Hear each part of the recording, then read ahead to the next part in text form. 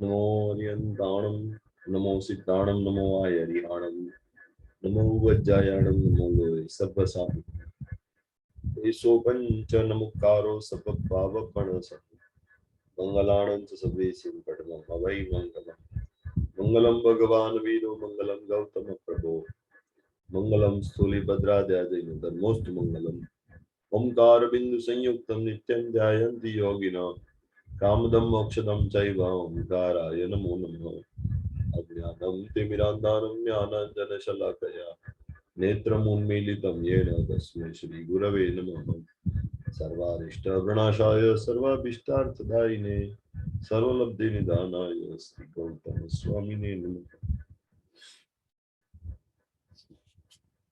શાશ્વતી નવપતજીની આયંબી લોડી અને એનો ત્રીજો દિવસ આચાર્ય પદની આરાધનાનો દિવસ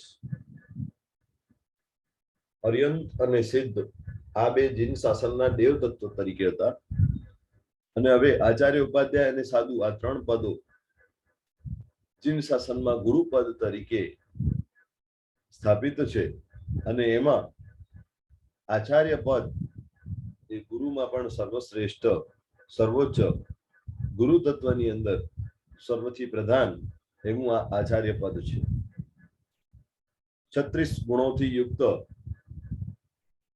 શોભી રહેલા એવા જીન શાસનના રાજા સમાન ગુરુ ભગવંત પંચેન્દ્રિય સૂત્રની અંદર વર્ણન આવે છે 36 ગુણોનું પંચ ઇન્દ્રિય સંવરનો તહ નવવીય બંભચેર ગુતિધરો 5 ઇન્દ્રિયોનું ને કંટ્રોલમાં રાખે છે સેલ્ફ કંટ્રોલ તહ નવવીય બંભચેર ગુતિધરો 9 બ્રહ્મચર્યની ગુપ્તિઓનું પાલન કરે છે 24 કષાય મૂકો એટલે 4 પ્રકારના કષાયોથી મુક્ત છે પંચ મહાવય જૂતો એટલે 5 મહાવ્રત થી યુક્ત છે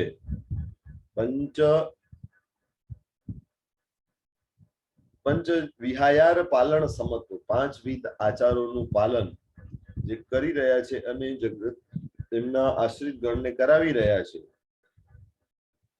પંચ સમિયોતિ ગુતો 5 સમિતિ અને 3 ગુપ્તિ એ અષ્ટપ્રવચન માતાના ધારક છે પાલક છે એવા 36 ગુણો ગુરુમંજ 36 ગુણોથી યુક્ત એવા જીન શાસનના સદગુરુ ભગવંત છે આ આચાર્ય પદ એની ઓળખાણમાં પંડિત પાઠક દેવચંદ્રજી મહારાજા એક ઉલાળાની અંદર આચાર્ય ભગવંતની ઓળખાણ કઈ રીતે કરાવી રહ્યા છે તો કે સિદ્ધિ મેળવવા માટે જે સાધના કરી રહ્યા છે સાધ્યને સાધવા માટે જે સાધના કરી રહ્યા છે અને જેમના જીવનની અંદર સિદ્ધિઓ મળવાની શરૂઆત થઈ ગઈ છે એવા જીન શાસનના આચાર્ય ભગવંતો છે એ ઉલાલાની અંદર વાત બતાવી નિકામ નિર્મલ શુદ્ધ ચિત્તગન સાધ્ય નિજ નિર્ધારથી નિજ જ્ઞાન દર્શન ચરણ વીરજ સાધના વ્યાપારથી ભવિ જીવ બોધક તત્વ શોધક સયલ ગુણ સંપત્તિ ધરા સંવર સમાધિ ગત ઉપાધિ દુવિધ તપ ગુણ આગરા સાધ્ય શું છે એમના માટે જો જીન શાસનના દેવ તત્વ એ આપણા માટે ગોલ હતું આપણા માટે લક્ષ્ય હતું આપણને બધાને અર્યંત અને સિદ્ધ તત્વ એ ગોલ એ લક્ષ્ય તરફ જવાની સાધના કરવાની છે એ લક્ષ્ય તરફ ઓલરેડી જેમણે ડગ માંડી ચૂકેલા છે એવા ગુરુ તત્વ આચાર્ય ઉપાધ્યાય અને સાધુ આ 3 પદો છે અને એમાં જીન શાસનના રાજા સમાન જે જીન શાસનનું પાલન રક્ષણ વગેરે બધું જ કરે છે એવા આચાર્ય ભગવંતો આચાર્યો છે જીન ધર્મના દક્ષ વ્યાપારી શુરા. શાસનના વેપારી છે, ધર્મના વેપારી છે. વેપારી હોશિયારી પૂર્વક એવી રીતે માલ વેચે કે લેનારને તો લાભ થાય જ, પણ વેચનારને પણ લાભ થાય અને ઓવરઓલ ટ્રેડ પણ વધે, ટ્રેડમાં પણ લાભ થાય. તો આચાર્ય ભગવંતો જે સાધ્યને નજર સમક્ષ રાખીને સાધના કરવા માટે નીકળી પડેલા છે, તો એમનું સાધ્ય શું છે? કે છે નિકામ નિર્મલ શુદ્ધ ચિત્તગન. નિકામ, કોઈ પણ કામના, કોઈ પણ ઈચ્છા, કોઈ પણ અપેક્ષા રહિતની અવસ્થા એમને પ્રાપ્ત કરવી છે. સાધુ બની ગયા પછી નિર્ગ્રંથ અવસ્થા, નિકામ અવસ્થા સહજ રીતે શક્ય બને છે. કોઈ પણ ઈચ્છાઓના આધારે એમનું જીવન ચાલી શકતું નથી. અને એમાંય આચાર્ય પદવી એટલે આખા ગચ્છની ધુરાને વહન કરવું, શાસનની ધુરાને વહન કરવું, એ આચાર્ય ભગવંતનું કામ છે. અને એ કામને નિભાવી રહેલા જીન શાસનના આ આચાર્ય ભગવંતો કોઈ પણ કામના, ઈચ્છા, અપેક્ષાની જીન શાસનનો ત્યાગ માર્ગ સ્વીકારે, સાધુ ધર્મ સ્વીકારે, એટલે પછી કોઈ પણ કામના એ રાખી શકતા નથી. વિહારો હોય, મોટા મોટા વિહારો હોય, અને એ વિહારોની અંદર બધી જ સુવિધાઓ અમને મળશે, મનગમતું ખાવાનું મળશે, લાડવા મળશે, કે વ્યવસ્થિત રીતે પાત્રની અંદર ગોચરી મળશે, મારું પેટ ભરાય એટલી ગોચરી મળશે, એ પણ કામના જે રાખી શકતા નથી. એ પણ કામના જેમને ત્યાગી દેવાની છે. મનને બિલકુલ મુંડિત કરી દેવાનું છે, મનને બિલકુલ સાફ કરી દેવાનું છે. મનમાં કોઈ પણ ઈચ્છા, અપેક્ષા રહે નહીં, તો જ જીન શાસનનો સાધુપણું સ્વીકારી શકાય.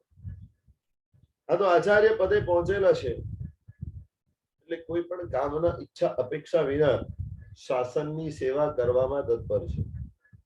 શાસન માટે કઈ કરી છૂટવું છે, શાસનને બચાવવું છે, શાસન પ્રત્યે નિષ્ઠા મારે રાખવી છે, શાસનના કાર્યો મારે કરવા છે, શાસનની આરાધના પણ કરવી છે, શાસનની સાધના પણ કરવી છે, અને શાસનની રક્ષા પણ કરવી છે, અને શાસનની પ્રભાવના પણ કરવી છે. આ બધું જ કાર્ય જે કોઈ પણ અપેક્ષા વિના, કોઈ પણ કામના વિના કરે છે, એવા આચાર્ય ભગવંતો છે. નિકામ નિર્મળ શુદ્ધ ચિત્તગન. નિર્મળ અને વિશુદ્ધ એવું ચિત્તગન, ચિદાનંદથી ભરપૂર, પરમ આનંદથી ભરપૂર એવું જે કેવળ જ્ઞાન અંદરમાં બેઠેલું છે, જે નિર્મળ છે અને શુદ્ધ છે, જે પ્યોર છે, જે જ્ઞાન પ્યોર છે, જે નિર્મળ છે, અંદરમાં રહેલું આ કેવળ જ્ઞાન એ સાધ્ય છે. એ સાધ્યને સિદ્ધ કરવાનો મક્કમ નિર્ધાર, સાધ્ય નિજ નિર્ધારથી પોતાનો નિર્ધાર મક્કમ કરી અને નીકળી પડેલા છે આચાર્ય ભગવંતો. નિર્ધાર એકદમ મક્કમ છે, એકદમ પાક્કો છે, નિશ્ચય પાક્કો છે. એટલે ચલિત થતા નથી, વિચલિત થતા નથી, પોતાના માર્ગથી હટી જતા નથી. મક્કમ નિર્ધારથી સાધ્યને સિદ્ધ કરવા માટે જે નીકળી પડ્યા છે. નિજ જ્ઞાન દર્શન ચરણ વીરજ સાધના વ્યાપારથી. હવે સાધના શું કરે છે? પોતાનું જે જ્ઞાન, દર્શન, ચારિત્ર અને વીર્ય છે, એ સાધનોને સાધ્ય તરફ, સાધના માર્ગમાં જેમણે વાળ્યા છે, પોતાનું જ્ઞાન, પોતાનું દર્શન, ચારિત્ર અને પોતાનું વીર્ય, બધો જ વીર્યોલ્લાસ, બધી શક્તિ જે પરમના માર્ગે જવામાં જેમણે વાળી દીધી છે, મન વચન કાયાને આજ વેપારોની અંદર સ્થિર કર્યા છે, બીજે ક્યાંય ભટકવા દીધા નથી. મારે આ વ્યાપાર કરવું છે, મારે આ સિદ્ધ કરવું છે, સિદ્ધિ પ્રાપ્ત કરવી છે, એ નિર્ધાર સાથે જ્ઞાન, દર્શન, ચારિત્ર, વીર્ય વગેરે એનો ઉપયોગ સતત સ્વની અંદર સ્થિર કરવામાં મક્કમ એવા આચાર્ય ભગવંતો છે. એમને વર્તમાનમાં શું સિદ્ધિઓ પ્રાપ્ત થઈ, અત્યારે એ કેવું જીવન જીવી રહ્યા છે, તો આગળની ઘડીમાં કહે છે ભવિ જીવ બોધક તત્વ શોધક. ભવિ જીવના બોધક છે. જે ભવિ જીવો આચાર્ય ભગવંતના સાનિધ્યમાં આવે એમને બોધ આપ્યા વિના રહેતા નથી. એમના આત્માનું હિત થાય, એમના આત્માનું કલ્યાણ થાય, એ દ્રષ્ટિએ, એ ભાવનાએ ભવિ જીવને અવશ્યમેવ બોધ આપે છે. આ આચાર્ય ભગવંતો વ્યાપાર કરવામાં થાકતા નથી, બોધ આપવામાં થાકતા નથી. કેમ? જીન શાસનનો બોધ જગતના ઘણા બધા જીવોને પ્રાપ્ત થાય એના માટે સતત પ્રયત્નશીલ છે. ભવિ જીવ બોધક, બોધ આપે છે, સત્ય માર્ગ બતાવે છે, એમની મતિ સન્મતિ બનાવે છે, એવા આચાર્ય ભગવંત છે. તત્વ શોધક, જેમની દ્રષ્ટિ કેવી છે, તો કે તત્વ શોધક દ્રષ્ટિ છે.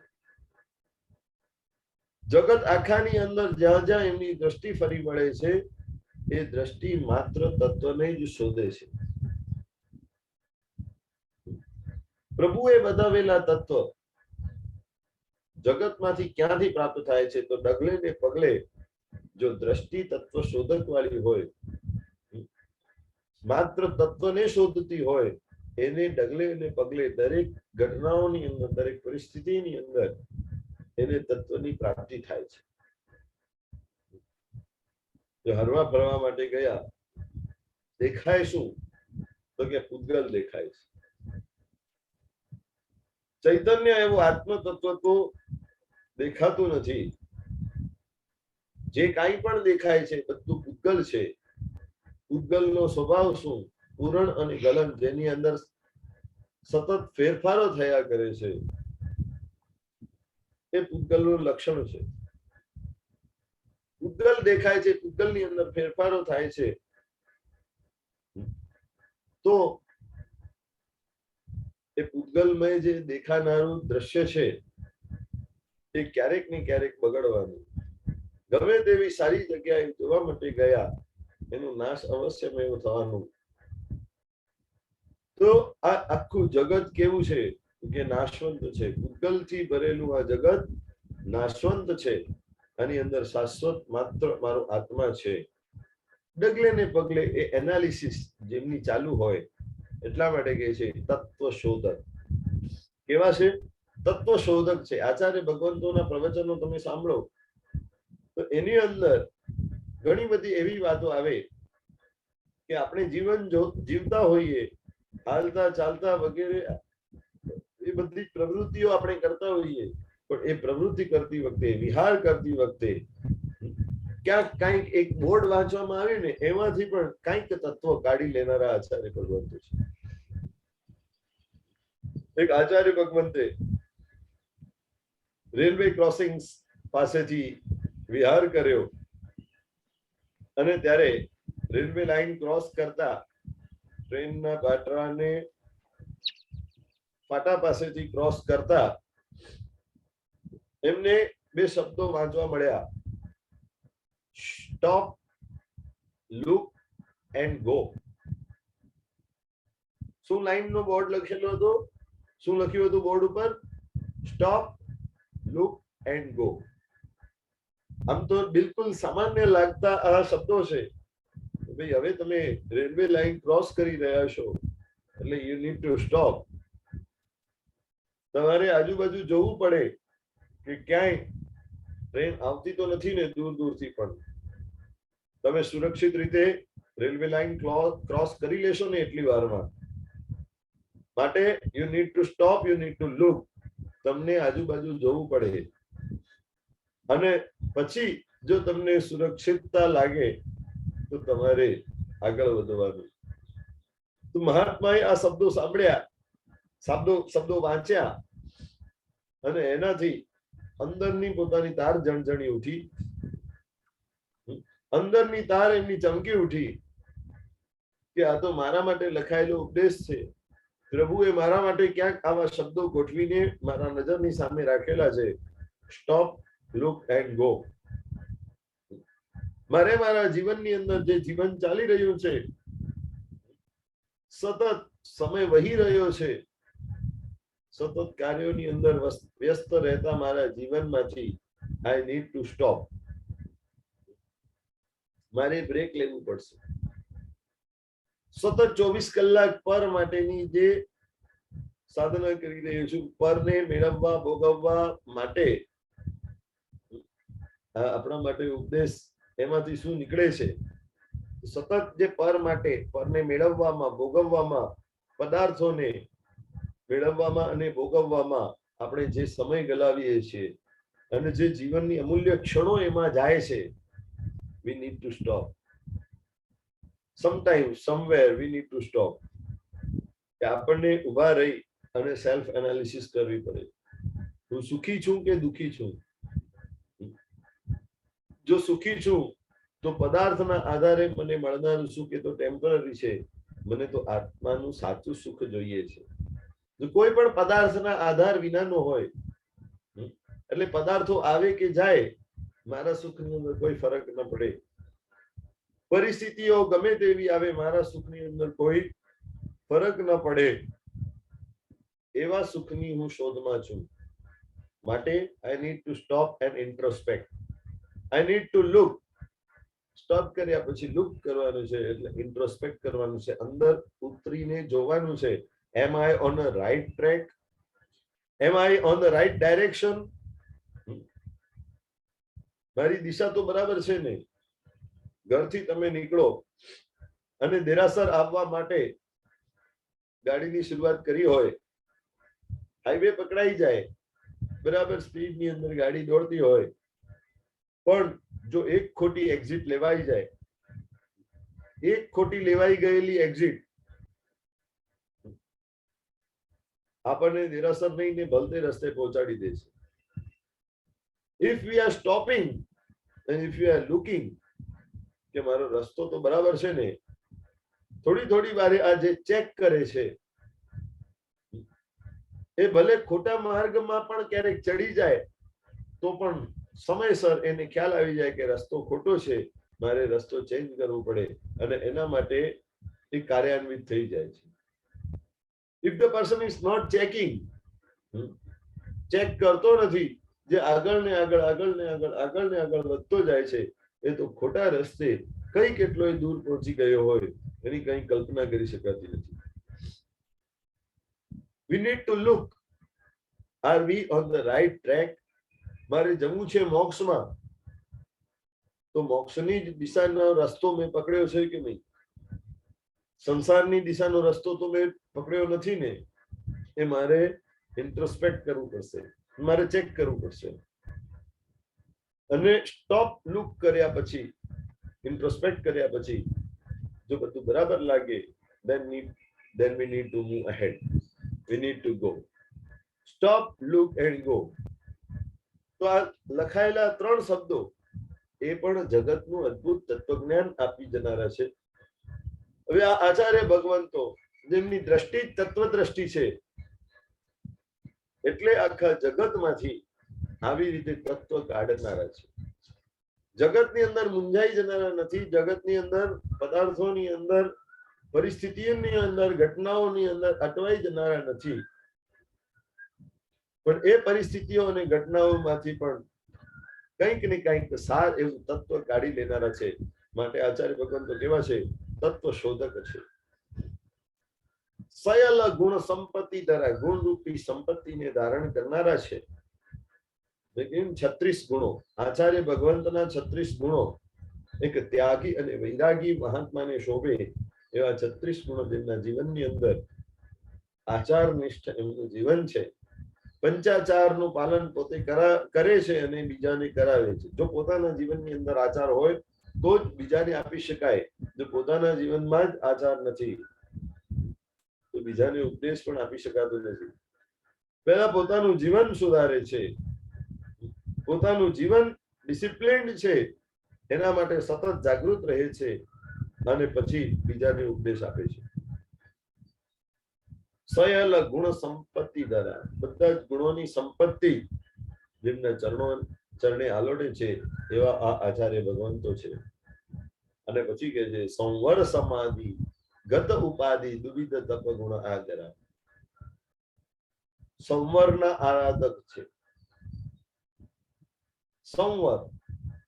સંવર એટલે શું? તો કે પાપને રોકવું. એમના જીવનની અંદર, આપણા બધાના જીવનની અંદર શું હોય? સતત આશ્રવ ચાલુ છે.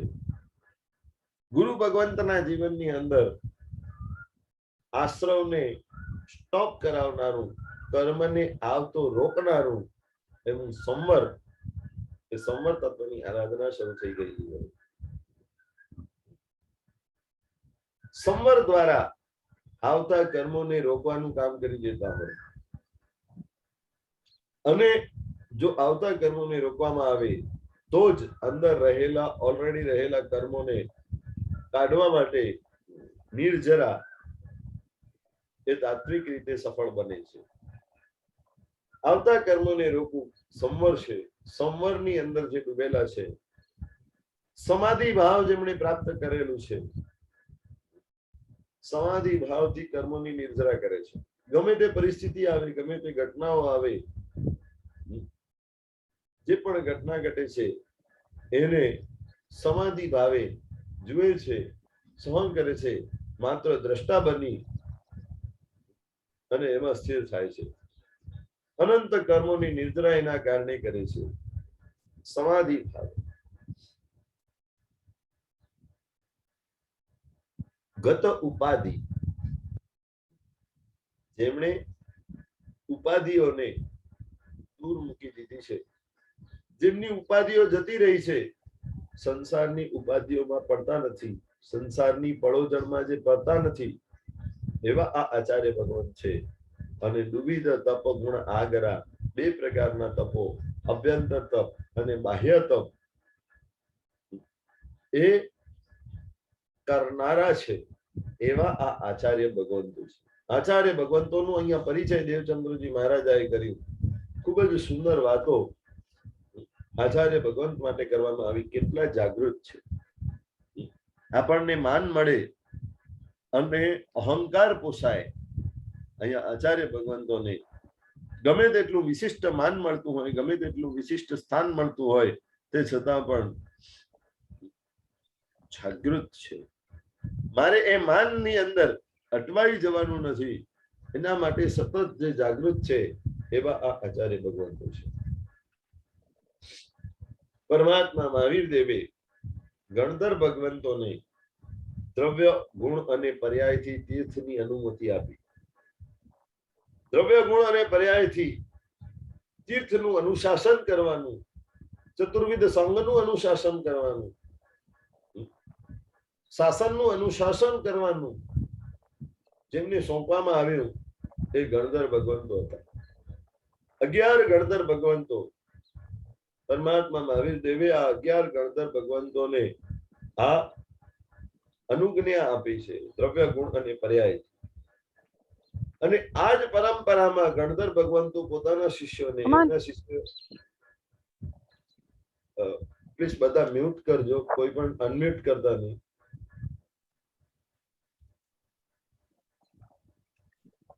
ગણધર ભગવંતો એમના શિષ્યોને, અને એ શિષ્ય પરંપરાથી, એ શિષ્ય પોતાના શિષ્યોને એમ કરતા કરતા પરંપરાથી વર્તમાનમાં જે પાઠ પરંપરામાં બિરાજમાન આચાર્ય ભગવંતો છે, એમને એ જ જીન શાસનની અનુજ્ઞા, એટલે જીન શાસનના રક્ષણની અનુજ્ઞા એમની પરંપરાથી આપવામાં આવે છે.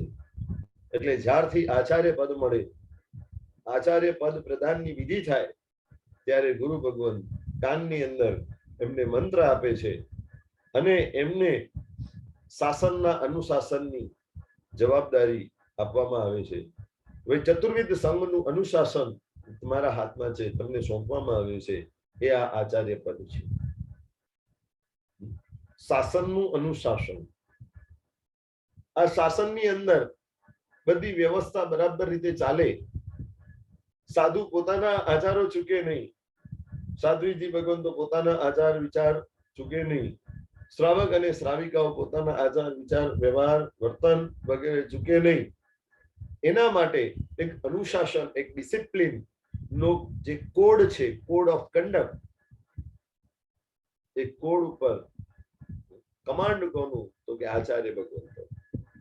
અનુશાસન રહે, ડિસિપ્લિન રહે, એના માટે આચાર્ય ભગવંતો તત્પર છે અને એમને પાવર આપવામાં આવે છે. આ પાવર ક્યાંથી? તો ઠેઠ મહાવીર સ્વામી પરમાત્માથી પાઠ પરંપરામાં આ આચાર્ય પદવી વખતે અપાતી આ અનુજ્ઞા છે. શાસનની જવાબદારી જ્યારે લે છે ત્યારે આ અધિકારો પણ મળે છે, રાઇટ્સ એન્ડ ડ્યુટીઝ. શાસન સેવાની ડ્યુટી નિભાવવા માટે એમને રાઇટ પણ મળે કે શાસનની અંદર કઈ ગડબડ થતી હોય તો પોતાનો પાવર વાપરવું. અને એટલા માટે તિથ્થ યર સમો સૂરી, આચાર્ય ભગવાન કેવા છે? તિથ્થ યર સમો, એટલે તીર્થંકરોની ગેરહાજરીમાં, તીર્થંકર વિહોણા ક્ષેત્રમાં અને તીર્થંકર વિહોણા કાળમાં જે સાક્ષાત તીર્થંકર સમાન છે, જે સાક્ષાત તીર્થંકર સમાન છે. પરમાત્મા નથી એટલે પરમાત્માના શાસનના વહનની આખી જવાબદારી, સંપૂર્ણ જવાબદારી, સંપૂર્ણ વહીવટ જેની આજ્ઞાથી થાય એ આચાર્ય ભગવંતો છે. અને પ્રભુ મહાવીરથી મળેલી આ પરંપરા વર્તમાનમાં પણ આચાર્ય પદવી જ્યારે થાય ત્યારે ગુરુ પોતાના શિષ્યને આખી અનુજ્ઞા આપે છે, આખું ડિસિપ્લિન માટે એક જવાબદારી અને સાથે રાઇટ્સ એમને સોંપવામાં આવે છે, શાસન પરના અધિકાર. અને ત્યારે ચતુર્વિધ સંઘ એમની આજ્ઞાને ફોલો કરે. એટલા માટે ગુરુ નીચે ઉતરે અને જે શિષ્યને એમણે આચાર્ય બનાવ્યું છે એવા નવા આચાર્ય ભગવંતોને પાઠ ઉપર બેસાડી અને ગુરુ ભગવંત એમને વંદન કરે. આ જીન શાસનની ઉજ્જવલ પરંપરા છે. અત્યાર સુધીની આ ઉજ્જવલ પરંપરા રહી છે કે પટાનુપાટે જે ગુરુ ભગવંત પોતાના શિષ્યને આચાર્ય પદવી આપે, તે ગુરુ ભગવાન પોતે આચાર્ય પદવી આપ્યા પછી નીચે ઉતરે છે. નૂતન આચાર્ય ભગવાન એટલે કે શિષ્ય એ પાઠ ઉપર બેસે છે અને ગુરુ એ શિષ્યને વંદન કરે છે. કારણ કે એ શિષ્ય આચાર્ય પદની અંદર આવી ગયું. કોઈ વ્યક્તિને વંદન નથી, પણ આ આચાર્ય પદને વંદન છે. ગુરુ ભગવાન પણ એ પદને વંદન કરે છે. એટલે એ પદની મહત્તા, એ પદની ગરિમા બતાવે છે કે આ પદની આજ્ઞા, એ પદની ગરિમા બહુ અગત્યની છે, બહુ મહત્વની છે. એટલે ચતુર્વિધ સંઘને હવે આ નૂતન આચાર્ય ભગવંતની વાત પણ સ્વીકાર કરવી, એ ભાવ બતાવવા માટે ગુરુ ભગવંત એમને વંદન કરે છે. એ પદની ગરિમા જાળવે છે, ગરિમા સાચવે છે. તિથ્થ યર સમસુ, તીર્થંકર જેવા આચાર્ય ભગવંત. તીર્થંકર વખતનું અનુશાસન તો આચાર્ય તીર્થંકર પરમાત્મા કરે છે. તીર્થંકર વખતમાં જેમને આચાર્ય પદ જેવું ગણધર પદ આપવામાં આવ્યું છે, એ ગણધર ભગવંતોનું કામ ઉપાધ્યાય જેવું હોય. અને એટલા માટે ગૌતમ સ્વામીનું જે મંત્ર છે ને, એમાં એક વાત આવે છે, ઓમ રીમ શ્રીમ અરિહંત ઉવજ્જાય, શ્રી ગૌતમ સ્વામીને નમો નમઃ. અરિહંત ઉવજ્જાય એટલે અરિહંતની હાજરીમાં આ ગણધર ભગવંતો ઉપાધ્યાયનું કામ કરે. ઉપાધ્યાયનું કામ, ભણવું ભણાવવાનું, એ બધું જ કામ ગણધર ભગવંતો અરિહંતની હાજરીમાં કરે છે. પણ ગણધર પદ એ આમ તો આચાર્ય પદ છે. અને એ જ પરંપરામાં વર્તમાનમાં કઈ કેટલાય આચાર્ય ભગવંતો છે જે શાસનની ધુરાને બરાબર જાળવી રહ્યા છે, બરાબર સાચવી રહ્યા છે. શાસનને આગળ વધારવાનું કામ, શાસન પ્રભાવનાનું કામ, શાસનની સુરક્ષાનું કામ, એ બધા જ કાર્યો જે આચાર્ય ભગવંતો સંભાળી રહ્યા છે, એવું આ આચાર્ય પદ છે. પ્રભુના પ્રતિનિધિ છે, પરમાત્માના પ્રતિનિધિ. સદગુરુ ભગવાન કેવા છે? તો કે પ્રભુના પ્રતિનિધિ છે. પરમાત્મા એ બતાવેલી વાતો આપણા સુધી પહોંચાડનાર પ્રતિનિધિ છે, મીડિયેટર છે, મેસેન્જર છે.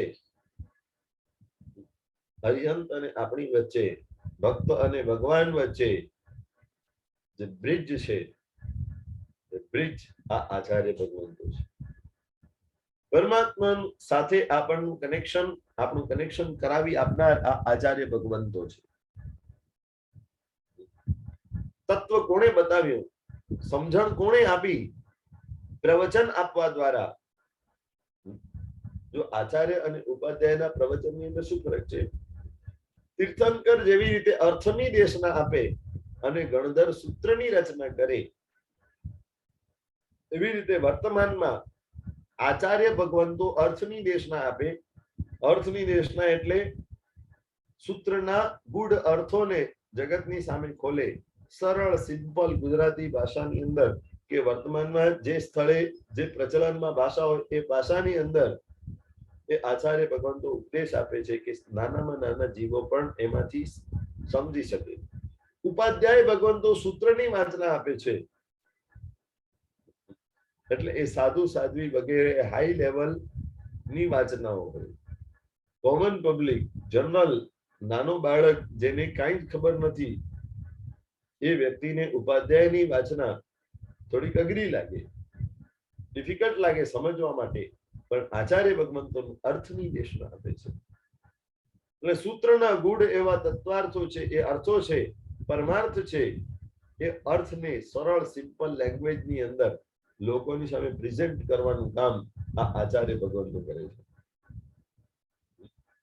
માટે જીન શાસનના મેસેન્જર છે. પ્રભુએ બતાવેલી વાતો આપણા સુધી પહોંચાડે આ આચાર્ય ભગવંતો છે. શિષ્ય માટે એ ગુરુ તો સર્વસ્વ છે. આચાર્ય ભગવાન શિષ્ય માટે કેવા? તો કે સર્વસ્વ છે. જે પણ આજ્ઞા આવે ગુરુની, એને સ્વીકારવા માટે શિષ્ય તૈયાર જ હોય. ગુરુ કહે રાત તો રાત અને ગુરુ કહે દિવસ તો દિવસ. સામે કોઈ ક્વેશ્ચન કરનારો ન હોય એવો શિષ્ય સમર્પિત હોય. જો સમર્પિત શિષ્ય હોય તો એના માટે તો ગુરુ સંપૂર્ણ જીવન જ છે. એના માટે ગુરુ સર્વસ્વ છે, જાણે ભગવાન છે. એવા આ સદગુરુ ભગવંતનું સ્થાન છે. અને માટે કહ્યું, ગુરુ પરંપરામાં એક શ્લોક આવે છે, ધ્યાન મૂલમ ગુરુર મૂર્તિ, પૂજા મૂલમ ગુરુ પદ, મંત્ર મૂલમ ગુરુર વાક્યમ, મોક્ષ મૂલમ ગુરુ કૃપા. ધ્યાન મૂલમ ગુરુર મૂર્તિ. ગુરુની મૂર્તિ હોય, સાક્ષાત ગુરુ પાઠ ઉપર બેઠા હોય, એમનું ધ્યાન પણ કરી શકાય. પણ ગુરુની ગેરહાજરીમાં ગુરુની મૂર્તિ કે ગુરુનો ફોટો કે ગુરુનું નામ એ પણ આપણા ધ્યાનનો વિષય છે. આપણા હૃદયની અંદર એમનું ધ્યાન સતત રહ્યા કરે. પૂજા મૂલમ ગુરુ પદ, ગુરુના ચરણ પાદુકા, ગુરુના પગલા એ પૂજા માટેનું સાધન છે. ગુરુના પગ મળે અને જાણે સાક્ષાત પરમાત્માના ચરણ પાદુકા મળ્યા હોય એવો ભાવ આવે. આપણા ગુરુ આપણા માટે ભગવાન જ છે. સદગુરુ ભગવાન પરમાત્મા જેવું જ કામ કરે છે. માટે ગુરુર બ્રહ્મા, ગુરુર વિષ્ણુ, ગુરુ દેવો મહેશ્વર, ગુરુ સાક્ષાત પરમ બ્રહ્મ. ગુરુના પગ મળે, પૂજા મૂલમ ગુરુપદ. ગુરુના પગ મળે તો એ પગને ધોઈને એનું નમન મસ્તકે ચડાવવાનું છે, આંખે લગાડવાનું છે. ગુરુના પદ પણ પૂજનીય છે. મંત્ર મૂલમ ગુરુર વાક્યમ. ગુરુનું વાક્ય એ મંત્ર સમાન છે. કોઈ મંત્ર ગણવાની જરૂર નથી. ગુરુનો વાક્ય પડે અને એ વાક્યને તમે ઝીલી લો. ગુરુ કહે કે આ કરવા જેવું છે અને એને સહજ ભાવે એક્સેપ્ટ કરી લો, સ્વીકાર કરી લો, સમર્પિત થઈને ગુરુની વાતનો સ્વીકાર થઈ જાય અને એ વાત જીવનની અંદર ઉતરી જાય તો એ જ સાધક માટે મંત્ર સમાન કામ કરે છે. ગુરુનો શબ્દ, ગુરુનું વાક્ય એ મંત્ર સમાન કામ કરનારો છે. મોક્ષ મૂલમ ગુરુ કૃપા. મોક્ષનું મૂળ એ સદગુરુની કૃપા છે. ગુરુની કૃપા વિના મોક્ષમાં જઈ શકાતું નથી. સદગુરુ ભગવંતની કૃપા જ્યાં સુધી અવતરતી નથી ત્યાં સુધી મોક્ષના માર્ગે આગળ વધવું સામર્થ્ય આપણી અંદર નથી આગળ વધવાનું. ગુરુ કૃપાથી, પ્રભુ કૃપા ગુરુની અંદર અવતરે ને એ ગુરુ કૃપા શિષ્યની અંદર અવતરે ત્યારે શિષ્ય મોક્ષમાં જવા માટે, મોક્ષના માર્ગે ચાલવા માટે સમર્થ બને છે. એની અંદર સામર્થ્ય આવે છે.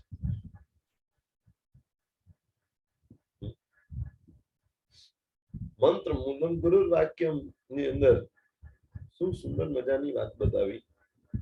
આનંદગંજી મહારાજા એ વખતમાં મેળતાના જે રાજા હતા એ રાજાની ઘણી બધી રાણીઓ, એમાં જે મુખ્ય રાણી હતી, નવી નવી રાણીઓ આવવાના કારણે મુખ્ય રાણી ખેદ પામે છે કે રાજા હવે મને ઓછું ધ્યાન આપે છે, મને ઓછો ભાવ આપે છે, બીજી રાણીઓને વધારે ચાહે છે.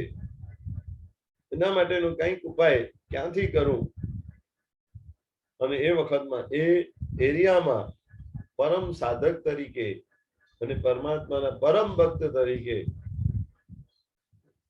યોગી બાબા આનંદગંજી મહારાજાનું નામ હતું. નિસ્પૃહતાના ભંડાર, બિલકુલ નિસ્પૃહ.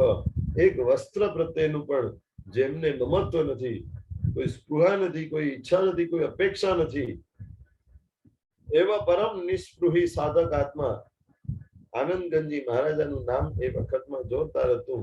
લોકો કે આ મહાત્માના દર્શન કરીએ ને તો પણ આપણું કામ થઈ જાય છે, એવી લોકોના હૃદયની અંદર છાપ પડી ગઈ હતી. રાણીને ખ્યાલ આવ્યું કે આ કોઈ મહાત્મા, ઉત્તમ પ્રકારના મહાત્મા છે, એમને જઈને મારી તકલીફ કહું. રાણીએ જઈને આનંદગંજી મહારાજાને બધી વાત કરી. રાજા ની પહેલા હું માનીતી હતી, પણ હવે બીજી બધી રાણીઓ આવી જવાના કારણે મને રાજા વધારે ભાવ આપતા નથી, શું કરું? અને આનંદગંજી મહારાજાએ એક કાગળની નાનકડી ચબરખી લીધી, એની અંદર કંઈક લખ્યું, ફોલ્ડ કર્યું અને રાણીને કહ્યું કે તું તાવીજની અંદર, માદળિયાની અંદર આ રાખજે, તારું કામ થઈ જાય તો પછી એને પાણીમાં તરાવી દેજે. આ રીતે માદળિયું તાવીજ રાણીએ બાંધ્યું અને સહજ રીતે ગુરુની કૃપા હોય, પ્રભુની કૃપા હોય, પુણ્યના યોગ હોય, કર્મોની નિજરા થઈ હોય તો દુઃખના દિવસો ઓટોમેટિકલી જવાના.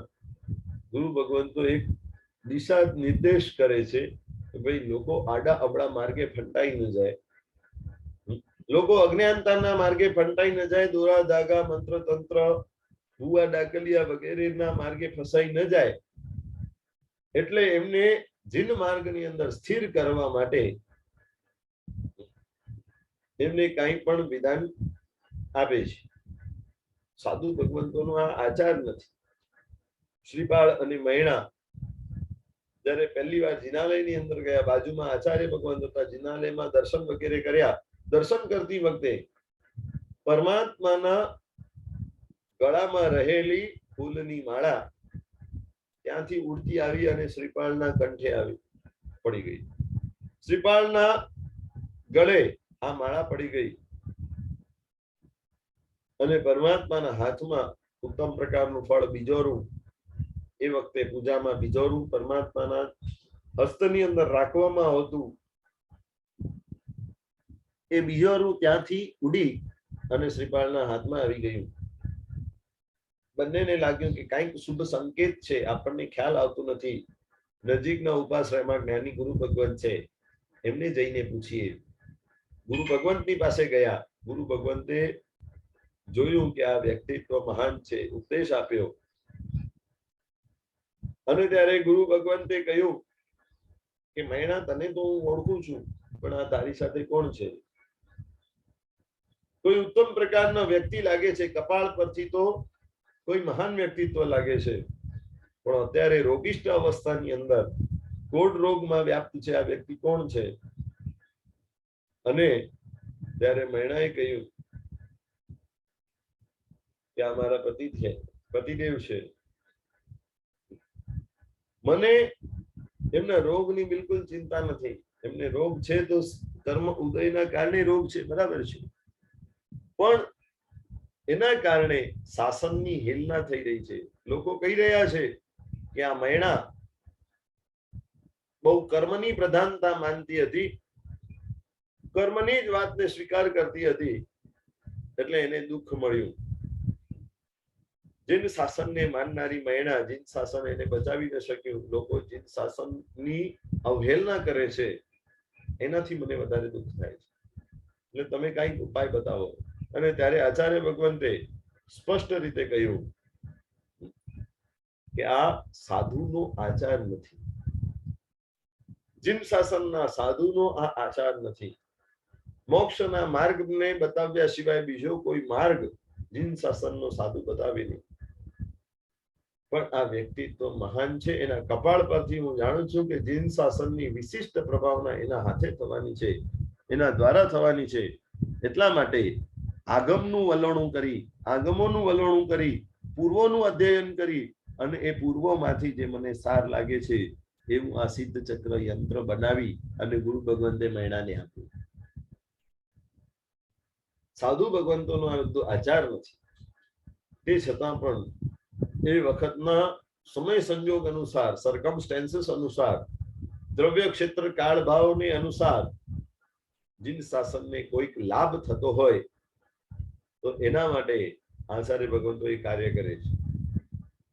આનંદગંજી મહારાજાને લાગ્યું કે રાણીને જરૂર છે, રાણીની તકલીફમાં મારે સહભાગી થવાની કઈ જરૂર નથી, એનાથી જીન શાસનને કઈ લાગતું વળગતું નથી. પણ રાણી ને જો જીન શાસનની અસર થશે, રાણીના હૃદયની અંદર જો જીન શાસન વસી જશે તો એનાથી રાજાને પણ જીન શાસનનો પ્રભાવ પડશે, રાજા ઉપર પણ પ્રભાવ પડશે, અને રાજા ઉપર પ્રભાવ પડશે તો સમગ્ર નગરની અંદર જીન શાસનની પ્રભાવના કરશે. એ હેતુથી આનંદગંજી મહારાજાએ ચાબરકીની અંદર કંઈક લખી આપેલું, માદળિયાની અંદર તાવીજની અંદર બાંધીને પહેરવા માટે કહેલું, અને એને એવી રીતે કર્યું. કુદરતી રીતે કર્મ નાશ થયા હોય અને આ એક નિમિત્ત એવું મળ્યું હોય તો સહજ રીતે રાજા ફરી પાછો આ રાણીને માનનારો થયો. રાણી ફરીથી માનીતી રાણી બની ગઈ અને પોતાનું કામ થઈ ગયું એવું લાગ્યું. ત્યારે હવે આ માદળિયાની અંદર રહેલી ચબરખી અને ચબરખીમાં લખાયેલું મંત્ર, ચબરખી પાણીમાં તરાવવા જવું છે, પણ એ મંત્ર શું છે એ એકવાર જોઈ લઉં તો ભવિષ્યમાં ફરી પાછું ક્યારેક કામ પડે તો નવી ચબરખી બનાવી અને હું પહેરી શકું. એટલા માટે તાવીજ ખોલ્યો ને ચબરખી વાંચવાનો પ્રયત્ન કર્યો. ચબરખીની અંદર લખેલું હતું, રાજા કો રાણી મિલે યા રાણી કો રાજા મિલે, उसमें आनंद गन को क्या. રાજાને રાણી મળે અને રાણીને રાજા મળે, કે બંને એકબીજાને મળે કે ના મળે, એમાં આનંદગનનું શું થવાનું છે? આનંદગનને એમાં કોઈ લેવા દેવા નથી. માત્ર આવા સિમ્પલી લખાયેલા શબ્દો એ પણ શ્રદ્ધાપૂર્વક જેને ગ્રહણ કર્યા તો એના પણ કાર્યો સિદ્ધ થયા. આ શબ્દોની તાકાત, આ સાધનાની તાકાત કોની અંદર છે? તો કે સદગુરુની પાસે છે.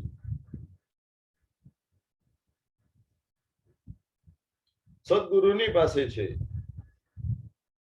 શાસન પ્રભાવનાનું કામ, શાસન સુરક્ષાનું કામ જ્યારે કરવું હોય ત્યારે સદગુરુ ભગવંતો બધા જ પ્રકારના ઉત્તમ ઉપાયોનો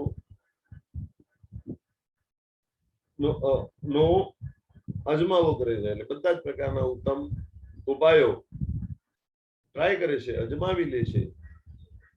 શાસનને ફાયદો થવો જોઈએ. પોતાનો અંગત સ્વાર્થ નહીં, કોઈ વ્યક્તિ પોતાનો ભક્ત બને એવી કોઈ ભાવના નહીં, ઈચ્છાની, કામનાની, અપેક્ષા નહીં, પણ માત્ર ને માત્ર પરમાત્માનું શાસન જયવંતું વર્તે એ ભાવ સાથે આચાર્ય ભગવંતો આગળ વધતા હોય છે.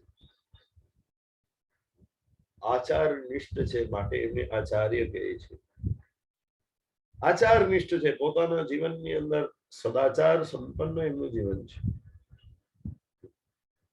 સત આચાર, બધા જ આચારો એમના કેવા શુદ્ધ આચારો છે, જેમના દર્શન દ્વારા પણ લોકો કંઈક પામી જાય કે ખરેખર આવું આચાર સંપન્ન એમનું જીવન હોય તો એ જીવનની જ અસર જીવન જ બોલે છે, વ્યક્તિત્વ જ બોલે છે. ઘણીવાર આચાર્ય ભગવંતોને બોલવાની સુદ્ધા જરૂર પડતી નથી, એમનું જીવન જ બોલે છે, એમના કાર્યો જ બોલે છે.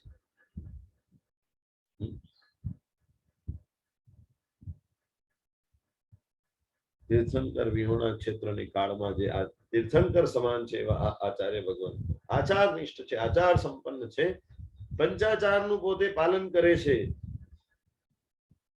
અને બીજા પાસે કરાવે છે એવા આચાર્ય ભગવાન છે.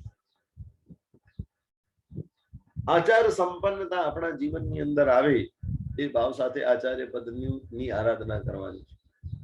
પંચાચારનું પાલન, જ્ઞાનાચાર, દર્શનાચાર, ચારિત્રાચાર, તપાચાર ને વીર્યાચાર, પંચ આચારો.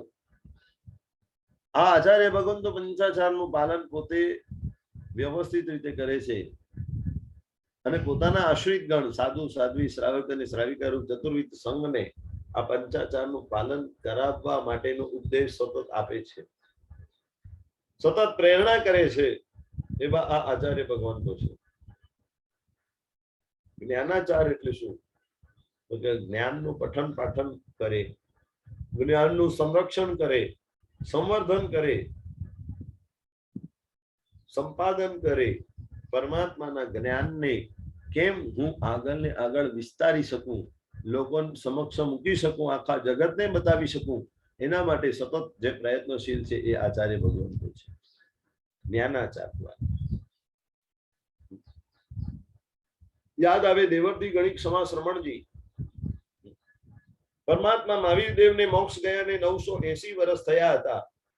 વચ્ચે દુષ્કાળો એવા પડી ગયા કે લોકોની સ્મૃતિ શક્તિ, સ્મરણની શક્તિ, યાદ શક્તિ ઓછી ઓછી ઓછી ઓછી થવા લાગી. શારીરિક શક્તિ, માનસિક શક્તિ બધી દિવસે દિવસે અવસરપેણી કાળ છે એટલે બધું ઘટતું જાય. એમાં આવા દુષ્કાળો વગેરે પડ્યા એટલે લોકોની બુદ્ધિ, યાદ રાખવાની શક્તિ વગેરે ધીરે ધીરે એકદમ નબળી પડતી ગઈ. ત્યારે આચાર્ય ભગવાન દેવર્તી ગણિક સમા શ્રમણ એમણે ઇનિશિયેટિવ લીધું. એમણે વિચાર્યું કે જો પરમાત્માનું જ્ઞાન આગળ વધારવું હશે, ટકાવવું હશે, તો હવે અત્યાર સુધી 980 વર્ષ સુધી, ભગવાન પછી 980 વર્ષ સુધી આ કાર્ય, પરમાત્માનું આ જ્ઞાન ગુરુ શિષ્ય પરંપરાથી મુખપાઠ ચાલતું હતું. પણ હવે જો એને બચાવવું હશે, હવે એને જો સુરક્ષિત કરવું હશે, આગળની પેઢી સુધી એને પહોંચાડવું હશે, તો હવે એને લખી લેવું પડશે. એટલે આ દેવર્તી ગણિક સમા શ્રમણજીએ 500 આચાર્ય ભગવંતોને મેસેજ મોકલ્યો.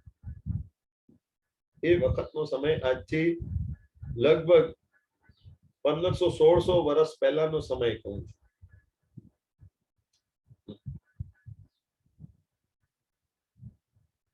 1500-1600 વર્ષ પહેલા આજથી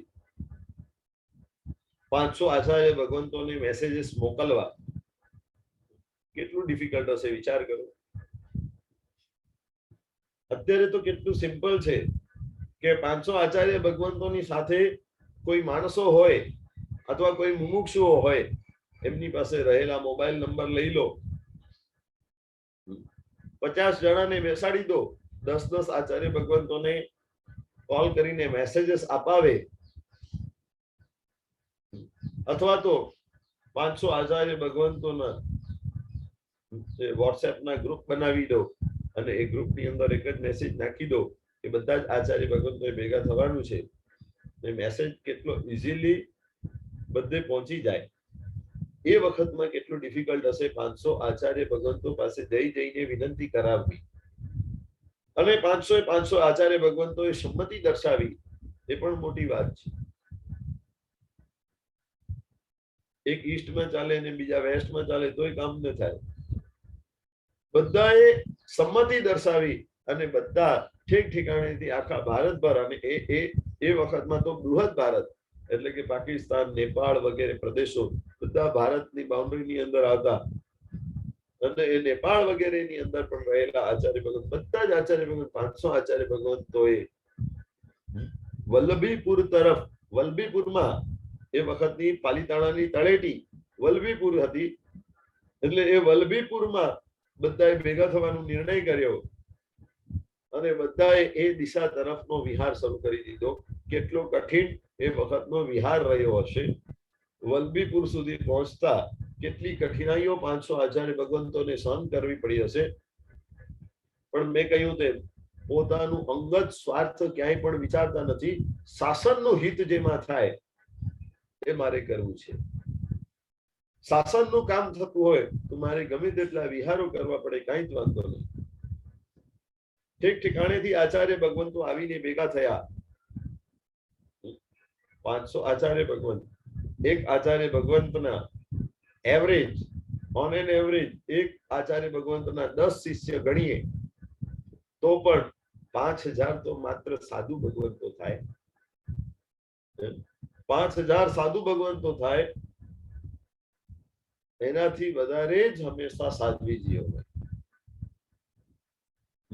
શ્રાવક કરતા શ્રાવિકાઓ વધારે હોય, સાધુ કરતા સાધ્વીજી ભગવંતો વધારે હોય, તો સાધ્વીજી ભગવંતોની સંખ્યા કેટલી થઈ હશે. અને બધાને કામે લગાડી દીધા. શું કામ કરવાનું? તો કે આચાર્ય ભગવંતો 500 આચાર્ય ભગવંતો એક સાથે બેઠા, એમને જે કાંઈ પણ પાઠ આવતા ગયા, બોલતા ગયા, અને એમના શિષ્યો અને બીજા મુનિ ભગવંતો લખતા ગયા, અને એ લખ્યા પછી જે જ્ઞાન તૈયાર થયું એની મલ્ટિપલ કોપીઝ બનાવી અને આખા ભારતભરના જ્ઞાન ભંડારોની અંદર મોકલવામાં આવ્યું.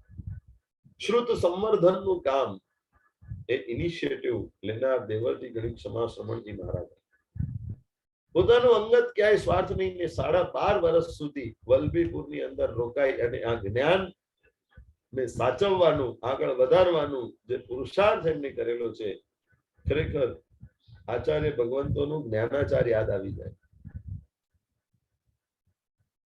આત્મજ્ઞાન સુધી પહોંચવા માટે, અંદર ઉતરવા માટે શ્રુતનું આધાર લઈ, શ્રુત જ્ઞાનનું આધાર લઈ અને કેમ અંદર ઉતરી શકાય, આચાર્ય ભગવંત હરિભદ્ર સુરીજી મહારાજ 1444 ગ્રંથોની રચના કરી, અને એક એક ગ્રંથોની રચના થતી જાય ને અંતર્મુખ અવસ્થા વધતી જાય, અંદર ને અંદર ઉતરતા જાય, અને છેલ્લે 4 ગ્રંથો બાકી હતા ત્યારે શિષ્યોએ કહી દીધું, હવે તમે એટલા બધા અંદર ઉતરી ગયા છો, હવે તમારું જીવન પણ પૂરું થવાની આરે છે, એટલે હવે 4 નવા ગ્રંથો બનાવવા ન બેસો, હવે માત્ર 4 નવા શ્લોકો બનાવો. એમને પ્રાયશ્ચિત મળ્યું હતું 1444 ગ્રંથ બનાવવાનું. 1440 ગ્રંથ બની ગયા. 1440 ગ્રંથો એમણે બનાવી લીધા. 4 ગ્રંથો બાકી રહી ગયા. જીવન મૃત્યુની વચ્ચે ઉભા છે, મૃત્યુ નજીકમાં દેખાઈ રહ્યું છે. શિષ્યોએ કહ્યું કે તમે એક કામ કરો, હવે 4 નવા ગ્રંથો બનાવવાનો સમય નથી, તો 4 નવા શ્લોકો બનાવી દો. તમારો એક એક શ્લોક એ અમારા માટે એક એક ગ્રંથ બરાબર છે.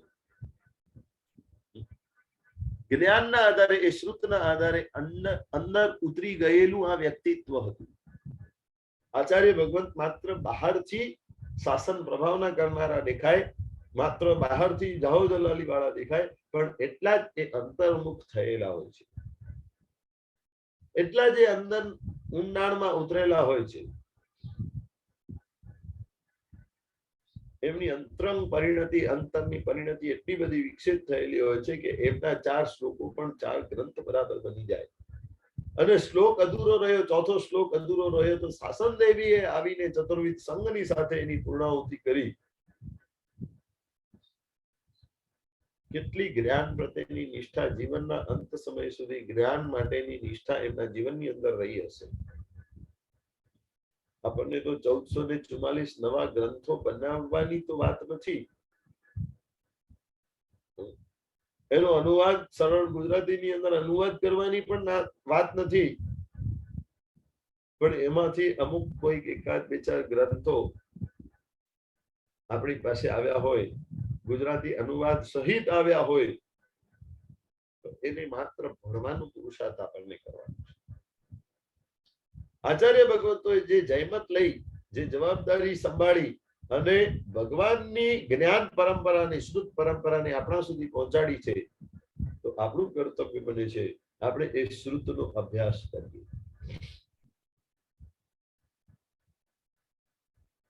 જ્ઞાનાચારમાં મગ્ન થયેલા આચાર્ય ભગવંતો છે. દર્શનાચાર થી જેમનું જીવન પવિત્ર છે. સમ્યક દર્શન માટે પ્રભુ દર્શન, દ્રવ્યથી દર્શન અને એના દ્વારા આત્મદર્શન કરવાની જે ટેકનિક છે આચાર્ય ભગવંતોની, પરમાત્માના દર્શનથી એવા ગાંડાને ગેલા બની જાય, એવા અંદરમાં ઉતરી જાય કે પ્રસન્નતાના મહાસાગરની અંદર એ ડૂબી જાય. પ્રભુની પરમ ચેતનાના મહાસાગરની અંદર આચાર્ય ભગવંતો સહજ રીતે ડૂબી જાય. એવા ભક્ત આચાર્ય ભગવંતો પણ કઈ કેટલાય થઈ ગયા.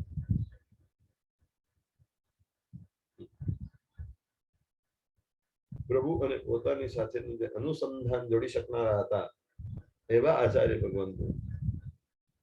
પ્રભુ ભક્તિની અંદર કલાકોના કલાકો થઈ જાય.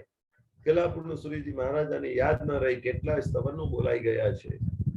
એક પછી બીજો, બીજા પછી ત્રીજો, ત્રીજા પછી ચોથો સ્તવન ચાલુ જ હોય, કન્ટિન્યુઅસ હોય. એમને ખાવા પીવાનો સુદ્ધા ખ્યાલ રહેતો નથી, સમયનો સુદ્ધા ખ્યાલ રહેતો નથી. એટલા પ્રભુ ભક્તિની અંદર લીન થઈ ગયા. હવે એ પ્રભુ ભક્તિ પણ કેવી, ઉપર છલ્લી નહીં, આપણા જેવી ઉપર છલ્લી નહીં. માત્ર પ્રભુના દર્શન કરતા નથી, જીન દર્શનથી નિજ દર્શન. જી ન દર્શન અને નિજ દર્શન, જીન દર્શનથી નિજના દર્શન કરવાના છે. પ્રભુની સામે દર્શન કરતા કરતા અંદર ઉતરી જાય, સ્વ આત્મના દર્શન કરવા માટે સમર્થ બની જાય. એ જ લાઈનની અંદર પ્રભુ દર્શન કરતા કરતા અંદર રહેલા પોતાના પરમ તત્વને પામવા માટે સમર્થ એવા આચાર્ય ભગવાન મુક્તિ દર્શન સુરીજી મહારાજા નજીકના સમયની અંદર આ થઈ ગયેલા મહાત્માઓ છે. વર્તમાનમાં સ્વની અંદર સ્થિર થઈ ગયેલા ભક્તિ યોગાચાર્યજી પરમ પૂજ્ય વિશ્વ વિજય સુરીજી મહારાજા પ્રભુ દર્શનથી સ્વના દર્શન સુધી જે પહોંચી ગયેલા હોય અને એ જ દર્શનાચારના પાલનની અંદર કટિબદ્ધ હોય એવા આચાર્ય ભગવાન. ત્રીજા નંબરની અંદર છે ચારિત્રાચાર. પોતાના જીવનની અંદર ચારિત્રનું અણિશુદ્ધ પાલન કરતા હોય. દ્રવ્ય ક્ષેત્ર કાળ ભાવને અનુરૂપ કોઈ પણ વ્યવસ્થાકીય અપવાદો સેવવા પડે. વ્યવસ્થાઓની અંદર અપવાદ માર્ગ હોય પણ જે મૂળ વ્રતો છે એ મૂળ વ્રતોની અંદર ક્યાંય પણ કચાશ ન હોય, ઢીલાશ ન હોય, ફેરફાર ન હોય. વ્યવસ્થાકીય ફેરફારો થઈ શકે એટલે કે સાધુને તો ખુલ્લા પગે જ વિહાર કરવાનું છે, પણ વર્તમાન પરિસ્થિતિની અંદર ભારતભરની અંદર ડામરવાળા રોડો થઈ ગયા અને એ ડામરવાળા રોડ તડકામાં બહુ વધારે તપે અને એ તપી જવાના કારણે એમના પગને તો નુકસાન થાય પણ આખા શરીરનું સ્વાસ્થ્ય એનાથી જોખમમાં મુકાય. તો ત્યારે પ્રોસિજરલ એસ્પેક્ટ તરીકે સાધુ ભગવંતોને પગના મોજા, કપડાના મોજા એમને પહેરવાની છૂટ આપી દેવામાં આવી છે. સમય સંજોગને અનુસારે અમુક વસ્તુઓની અંદર ફેરફાર થઈ શકે પણ મૂળ વ્રતોની અંદર ફેરફાર ન થાય. મૂળ વ્રતો જે નિરતિચાર એનું પાલન કરે એવા ચારિત્રાચારના પાલક આચાર્ય ભગવંતો. તપાચારની અંદર પણ ડૂબેલા આચાર્ય ભગવંતો.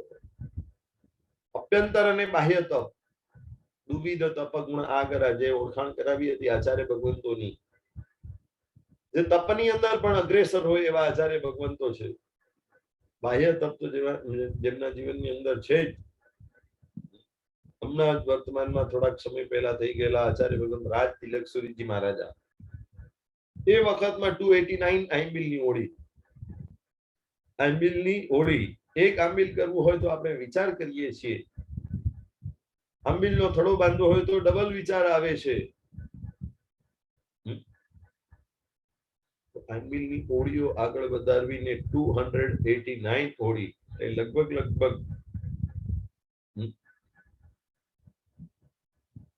14 ને 14 28 ને લગભગ 7 વર્ષ, 28 ને 7 લગભગ 35 વર્ષ જેટલા કન્ટિન્યુઅસ આંબિલ એમના થઈ ગયા છે. 100 હોળીની અંદર 5050 આંબિલ અને 100 ઉપવાસ આવે તો 289 289 આંબિલની હોળીઓ કેટલી જબરી માત્રાની અંદર આહાર સંજ્ઞા ઉપર વિજય પ્રાપ્ત કર્યો છે.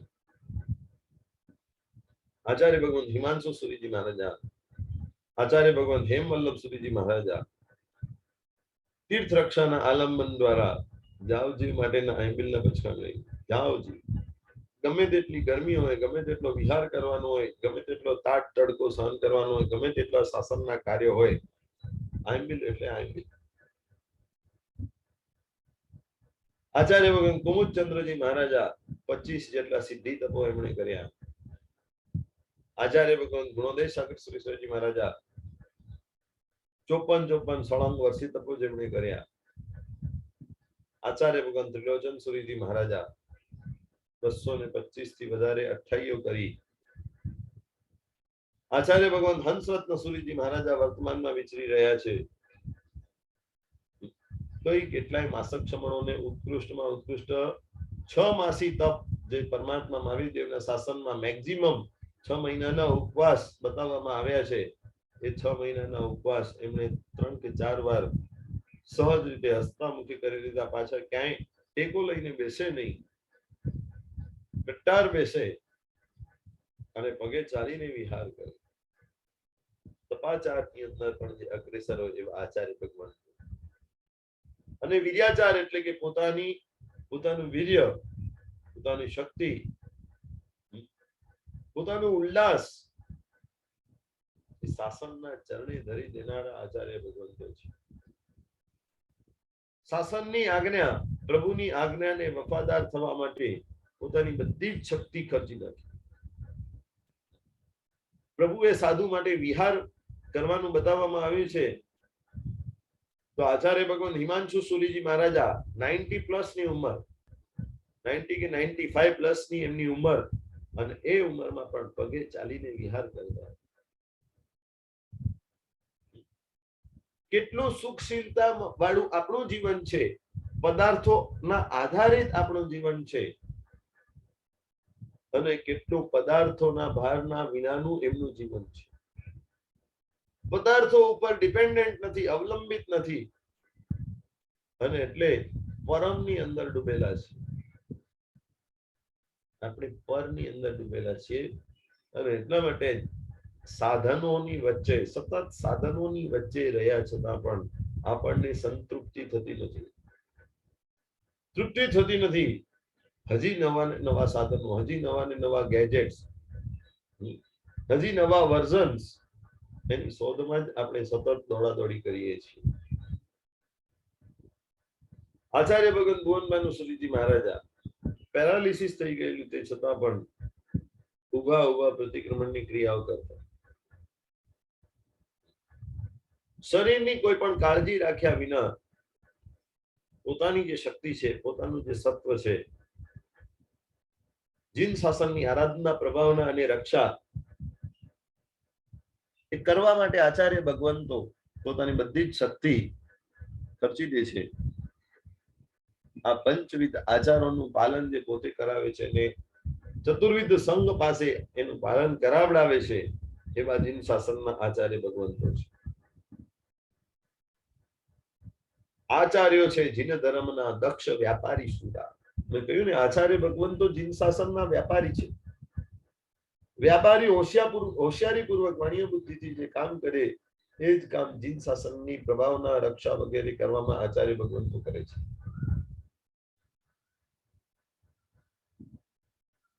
આ મહિના શ્રીપાળના પ્રસંગની અંદર આપણે જોઈ શકીએ છીએ આચાર્ય ભગવંતનો પરમ ઉપકાર.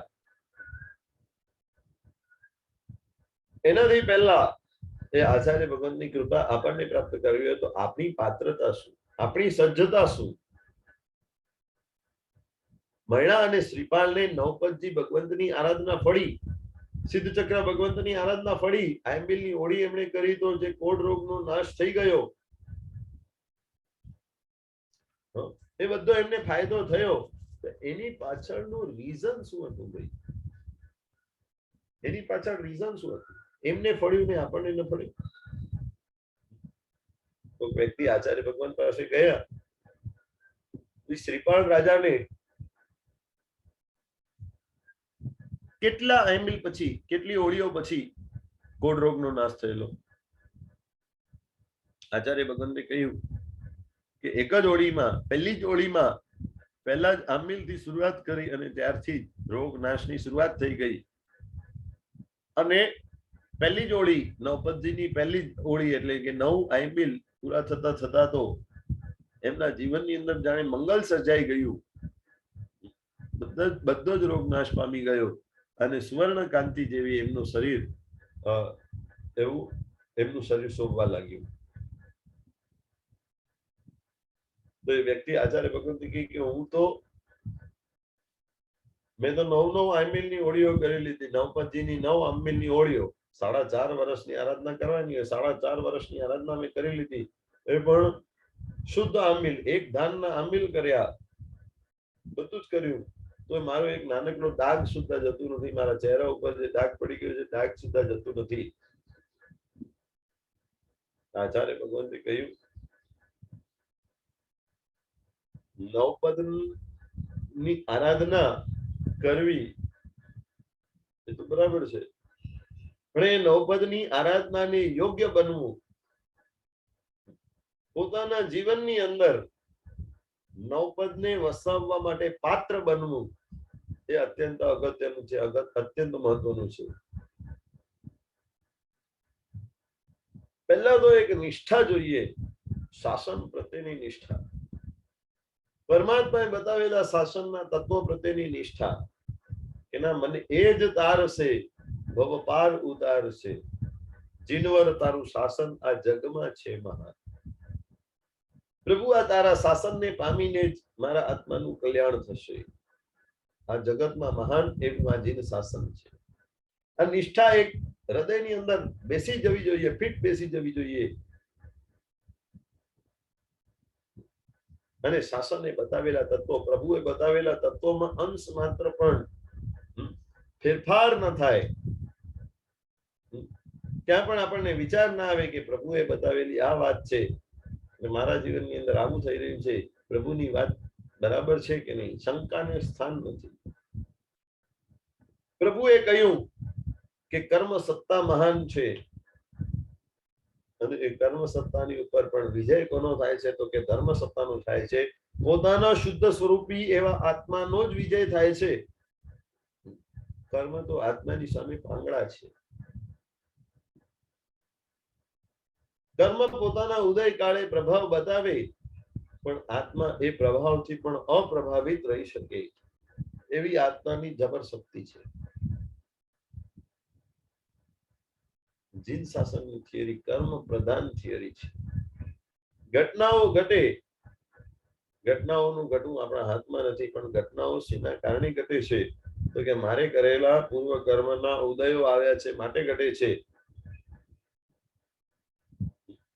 તો મારે એ દુઃખની પરિસ્થિતિઓ ઘટાડવી હોય તો મારે પૂર્વે કરેલા કર્મ તો કાઢવાના જ છે, પણ નવા કર્મ મારાથી ન બંધાઈ જાય. બધું જ શેના કારણે થાય છે? કર્મના કારણે. કર્મ ઉદયમાં આવે છે ત્યારે જ બધા સુખ દુઃખની ઘટનાઓ થાય છે.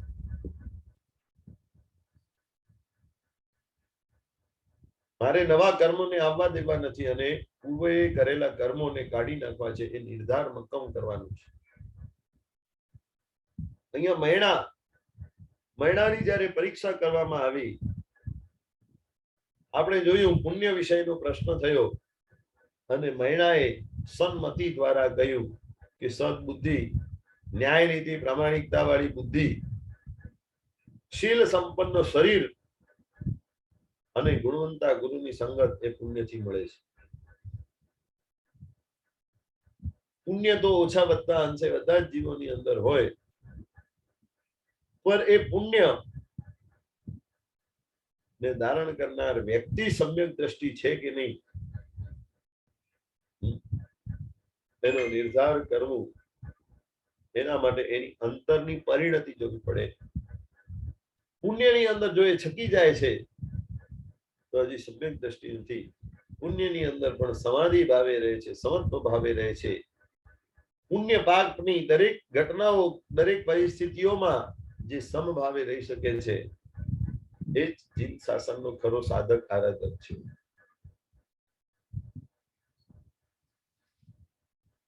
મૈણા કહે છે ભાઈ આ જીવનની અંદર જે કાંઈ પણ થાય છે, જગતની અંદર જે કાંઈ પણ થાય છે એ બધું જ કર્મના કારણે થાય છે. સુખ દુઃખ સહુ કો અનુભવે રે, કેવલ કર્મ પસાય, અધિકું ન ઓછું દેહ મારે, કીધું કોણે ન જાય. કર્મના ગણિતની અંદર કોઈ ફેરફાર કરી શકતો નથી. ગમે તેટલું ટ્રાય કરી લો, એની અંદર ફેરફાર કરી શકાતું નથી. સુખ દુઃખનો જે અનુભવ થાય છે એ પૂર્વ કરેલા કર્મના કારણે જ થાય છે. એમાં દુઃખ ઓછા કરાવીને સુખ વધારવાની તાકાત કોઈનામાં નથી. કોઈ તમને દુઃખી પણ કરી શકતો નથી ને કોઈ તમને સુખી પણ કરી શકતો નથી. તમારા કરેલા કર્મો જ ઉદયમાં આવે છે, સુખ દુઃખ ના કારણ બને છે. કીધું કોણે ન થાય. કોઈ કહે કે હું તમને સુખી કરી દઈશ કે દુઃખી કરી દઈશ, કઈ કરી શકતો નથી. તમારા જ્યાં સુધી કર્મ શુભ છે ત્યાં સુધી તમારો વાળ પણ વાંકો કોઈ કરી શકતો નથી. અને તમારા કર્મ અશુભ છે તો લાખ પ્રયત્ન કરવા છતાં પણ વાળ વાંકો થતા અટકી શકતો નથી. બધું સુખ દુઃખ, બધા સુખ દુઃખો એ કર્મ ના કારણે જ ભોગવાય છે. એમાં ક્યાંય ફેરફાર કરી શકાતો નથી. મૈણાની દ્રઢ માન્યતા છે. મૈણા પરમાત્માના તત્વજ્ઞાનને ભણેલી છે, પ્રભુના શાસનને હૃદયની અંદર ઉતારી ચૂકેલી છે. એટલે પરમાત્માના શાસન પ્રત્યેની નિષ્ઠા કેવી છે? રાજા કહે છે સુર સુંદરી અને મૈણા સુંદરી બંનેની કહે છે કે તમે મને સર્વસ્વ માનો, હું કરું એ બરાબર હોય, મારી આજ્ઞાથી જ બધાના કામ બરાબર થાય, મારી આજ્ઞાથી મારાથી જ બધા સુખી થાય, એ વાતનો તમે સ્વીકાર કરો તો હું તમને સુખી કરી દઉં. સુર સુંદરીએ આ વાત સ્વીકારી લીધી. પોતાની નિષ્ઠા ચૂકી ગઈ. બધું જ કર્મના કારણે થાય છે એ વાતને પડતી મૂકી અને હે રાજા, તમે મહાન છો, તમે જેમ કરાવો તેમ થાય. તમે જ આ લોકને, આ જગતને, તમારા રાજ્યમાં રહેલા લોકોને તમે જ સુખી કે દુખી કરી શકો છો. આ વાત એને કરી દીધી અને એના મનગમતા પાત્રની સાથે એના લગ્ન કરાવી દીધા. એ વાત પૂરી થઈ ગઈ. મૈણા છે એની સત્ય પ્રત્યેની નિષ્ઠા, શાસન પ્રત્યેની નિષ્ઠા, સિદ્ધાંત પ્રત્યેની નિષ્ઠા એવી જોરદાર છે કે કોઈ પણ પરિસ્થિતિની અંદર મારે સિદ્ધાંતો મરોડવા નથી. રાજા કહે છે મૈણાને તેડી કહે, કર્મ તણો પખ છોડ, મુજ પસાય મન આણ, જીમ પૂરું વાંછિત તોડ. મૈણાને બોલાવીને કહે છે કે તું કર્મનું પક્ષપાત કરવાનું છોડી દે. કર્મથી બધું થાય છે, કર્મની વાતો બધી મૂકી દે. મુજ પસાય મનાણ, એટલે કે મારી કૃપાથી, મારા પસાયથી, મારા આશીર્વાદથી લોકો સુખી થાય છે, એ વાતનો તું સ્વીકાર કરી લે. જીમ પૂરું માનસિક તોડ, તારી જે પણ ઈચ્છાઓ હોય બધી જ પૂરી કરવા માટે હું તૈયાર છું. તને સુખી થવું હોય, તને મનગમતું વર જોઈતું હોય, તને જે પણ સુખના પદાર્થો જોઈતા હોય, તને જે કાંઈ પણ સારું લાગતું બધું જ હું પૂરું કરવા તૈયાર છું. કર્મનો પક્ષ છોડીને મારા પક્ષે બેસ. હું લોકોને સુખી કરી શકું છું, આ વાતનો સ્વીકાર કર. રાજા સામે છે, એક પિતા સામે છે, ત્યારે પણ સિદ્ધાંતની નિષ્ઠા કેવી ટકાવી રાખવી એ સત્વ મૈણા પાસેથી શીખવાનું છે. કેટલી સત્વશીલ એ મૈણા હશે કે રાજા એટલો ફોર્સ કરે છે, આગ્રહ કરે છે, ઇન્સિસ્ટ કરે છે, તે છતાં પણ પોતાના સિદ્ધાંતોની અંદર સિદ્ધાંતોને મરોડવાનું કામ એ કરતી નથી. સિદ્ધાંતોમાં ફેરફાર ન ચાલે. મૈણા કહે દૂરે તજોરે, એ સવી મિથ્યાવાદ, સુખ દુઃખ જે જગ પામી એ રે, તે સવી કર્મ પ્રસાદ. મૈણા કહે દૂરે તજોરે, હે રાજા, તમે આ ખોટી બધી વાતો, ખોટા બધા આગ્રહો અને પોતાની ખોટી વડાઈ તમે દૂર મૂકી દો.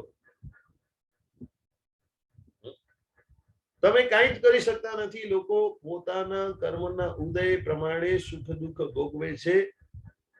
તમે માત્ર માધ્યમ બની શકો છો, તમે માત્ર નિમિત્ત બની શકો છો. બાકી તમે લોકોને સુખી કે દુખી કરી શકતા નથી. એની સુખ દુઃખની પરિસ્થિતિની અંદર, એ ઘટનાઓની અંદર તમે અંશ માત્ર પણ ફેરફાર કરી શકતા નથી. મૈણા કહે છે રાજાને, ભાઈ આ મિથ્યા વાતો, આ ખોટી બધી વાતો, ખોટા આગ્રહો તમે છોડી દો. સુખ દુઃખ જે જગ પામીએ રે, તે સવી કર્મ પ્રસાદ. આખા જગતનો આ સનાતન સત્ય નિયમ છે કે સુખ દુઃખની પાછળનું મૂળ કારણ કર્મ જ છે. પૂર્વ ભવોની અંદર જો કર્મ, સારા કર્મ બાંધેલા હોય, સારા કર્મ લઈને આવ્યા હોઈએ, પુણ્ય લઈને આવ્યા હોય, સારા કર્મ એટલે પુણ્ય, પુણ્ય લઈને આવ્યા હોઈએ, તો એ પુણ્યનો ઉદય અત્યારે બધી જ અનુકૂળતાઓ અપાવે. સુખી સાધન સંપત્તિ સામગ્રીઓ બધું સુખની ઘટનાઓ અપાવે.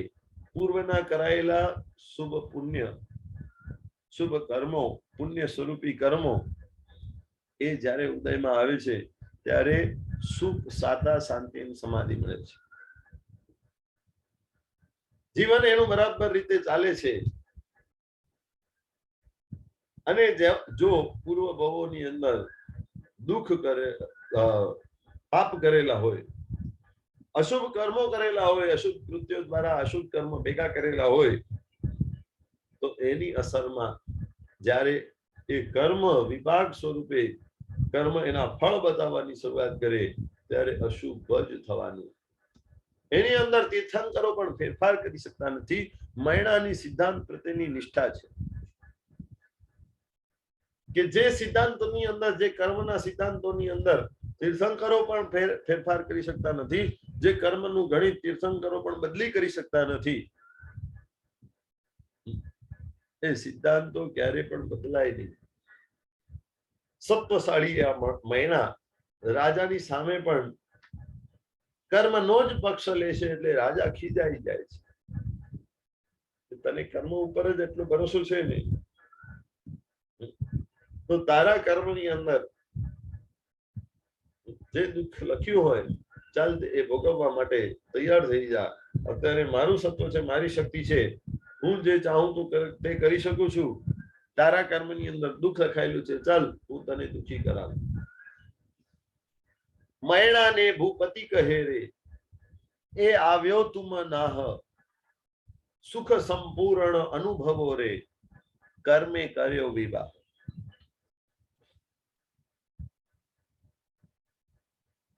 શું વાત બતાવે છે? ચૂંટાયેલા અમુક ચૂંટાયેલી ગાથાઓ જ આપણે લઈએ છીએ. શ્રીપાળ રાજાનું રાસ, અદ્ભુત રાસ.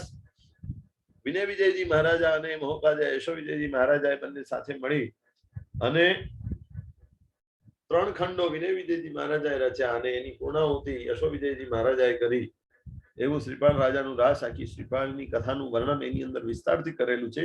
આપણને તો માત્ર પોઈન્ટ સમજવા છે. મૈણાને ભૂપતિ કહે રે, એ આવ્યો તુમ નાહ. કોઢી એવો શ્રીપાલ, કોડિયાઓના ટોળાની અંદર 700 કોડિયાઓની વચ્ચે રહેલો આ શ્રીપાળ, જેને કોડિયાઓએ નામ આપ્યું ઉંબર રાણો. એને પણ કોઢ રોગ થઈ ગયેલો છે, આખો કોઢ રોગથી વ્યાપિત થયેલો શરીર. રાજા જંગલમાં ગયેલા છે અને ત્યારે ત્યાં જોયું અને મક્રમ નિર્ધાર કરી લીધો કે કર્મથી જ જો બધું થતું હોય એવી માન્યતા મૈણાની છે, તો આજે હું એને બતાવી દઉં. આજે આ કોડિયાના વિવાહ મારે મૈણાની સાથે કરાવવા છે. બીજા દિવસે એ કોડિયાને રાજમહેલની અંદર બોલાવ્યો છે અને ત્યારે મૈણાને કહે છે, એ આવ્યો તુમ નાહ, આ તારો નાથ. તને લગ્ન કરવા છે તો તારા માટે યોગ્ય વર મેં શોધી લીધો છે. આ તારો હવેથી નાથ છે, આ તારો વર છે. સુખ સંપૂર્ણ અનુભવો રે, હવે સંપૂર્ણ સુખનો ભોગવટો કરો, અનુભવ કરો. બંને સાથે મળી અને જીવન જીવો અને સુખી થાઓ. કર્મે કર્યો વિવાહ, આ વિવાહ મેં નથી કર્યો, તારા કર્મે કર્યો છે. તું જો ચાહત મારી વાવા કરત, મને સર્વસ્વ માનત, તો હું સારામાં સારો વર અપાવવા માટે કટિબદ્ધ હતો, તૈયાર હતો. પણ તને મારા કરતા કર્મમાં વધારે ભરોસો છે.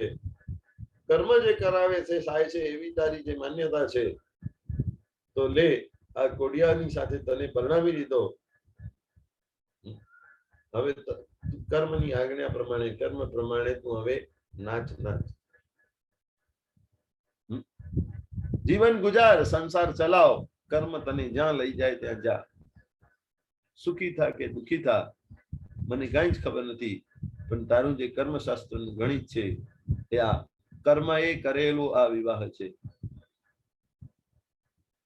અને ત્યારે નવપદનો આરાધક કેવો હોય એ વાત આપણને દેખાય છે. પરમાત્મા પ્રત્યેની નિષ્ઠા વાળો વ્યક્તિ, એના હૃદયની અંદર શું ભાવો હોય એ આપણને દેખાઈ જાય છે. પ્રભુનો ભક્ત, નવપતજીનો આરાધક હંમેશા કેવો હોય તો કે પ્રસન્ન હોય.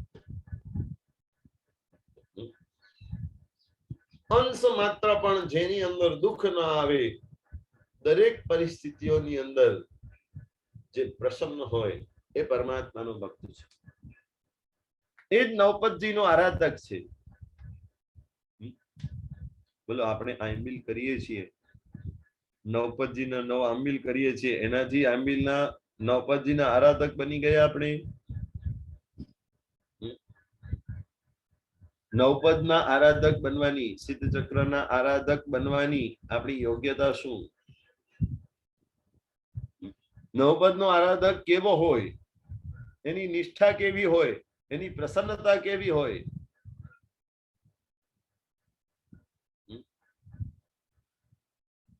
આપણને છે ને આંબિલ કરવા બેસીએ અને એમાં એક ગરમ રોટલીના ઠેકાણે ઠંડી રોટલી આવી જાય ને, ગરમા ગરમ રોટલી જોઈએ એના ઠેકાણે ઠંડી રોટલી જો આવી જાય તો પણ આપણી પ્રસન્નતા ટકી શકતી નથી. તો પણ આપણી પ્રસન્નતા ટકી શકતી નથી. માટે આ આંબિલ કરવાથી લાભ થશે એ ફાકાની અંદર રહેવાનું નથી. આપણા આંબિલ કેવા છે? એ આપણને ખબર છે. એમાં તો કેટલાય નખરા હોય. એ મેનુની અંદર કેટલા બધા નખરા કરીએ, ટેસ્ટનું પોષણ કરીએ, રસનું પોષણ, રસનેન્દ્રિયનું પોષણ જ આંબીલની અંદર પણ થતું હોય. નવપદનો આરાધક કેવો હોય કે એની નિષ્ઠા એટલી મજબૂત છે કે એ જરાય પણ ડગમગાયમાન થતો નથી. પરિસ્થિતિઓ અનુકૂળ આવે કે પ્રતિકૂળ આવે, જે પણ ઘટનાઓ ઘટે, એના મનની અંદર કોઈ ફેરફાર થતો નથી. એનું મન દુખી થતું નથી. દુઃખની ઘટનાઓ ઘટે છે પણ એનું મન દુખી થતું નથી.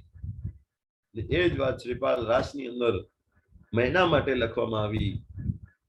મયણા મુખ નવી પાલટે રે, અંસન આણે ખેદ, જ્ઞાની નું દીઠું રે, તિહા નહીં કીસ્યો વિભેદ. મૈણા મુખ નવી પાલટે. રાજાએ જાહેરાત કરી, રાજાએ એલાન કર્યું કે આ કોડિયો હવેથી તારો પતિ છે, તું એની પત્ની તરીકે હું તારો વિવાહ કરાવવા માટે તૈયાર છું. વિવાહ થઈ રહ્યો છે. અને એ વાત જ્યારે મૈણાના કાનમાં ગઈ, અંશ માત્ર પણ મૈણાના મુખ પરની, ચહેરા પરની રેખાઓ અંશ માત્ર પણ બદલાતી નથી. મૈણા મુખ નવી પાલટે રે, મોઢા ઉપર ખિન્નતા આવતી નથી, ખેદ થતું નથી. મૈણા એ જ પ્રસન્નતાની અંદર છે. પરમાત્માના ભક્ત હંમેશા પ્રસન્ન હોય, ક્યારે પણ દુઃખી થઈને બેઠા ન હોય. પરમાત્મા પ્રત્યેની એમની નિષ્ઠા એટલી બધી છે કે પરમાત્માએ બતાવેલા સિદ્ધાંતો, કર્મ સિદ્ધાંતો પ્રત્યેની નિષ્ઠા એટલી છે કે ના, જે કર્મ હશે કર્મ પ્રમાણે જ બધું થશે, મારે એમાં દુઃખી થવાની કોઈ જરૂર નથી. વિપરીત ઘટનાઓ ઘટે એનાથી કઈ દુઃખી થવાની, હારી જવાની, પરેશાન થઈ જવાની જરૂર નથી. મયણા મુખ નવી પાલટે, અંશ ન આણે ખેદ. અંશ પણ ખેદ એના મનની અંદર આવતો નથી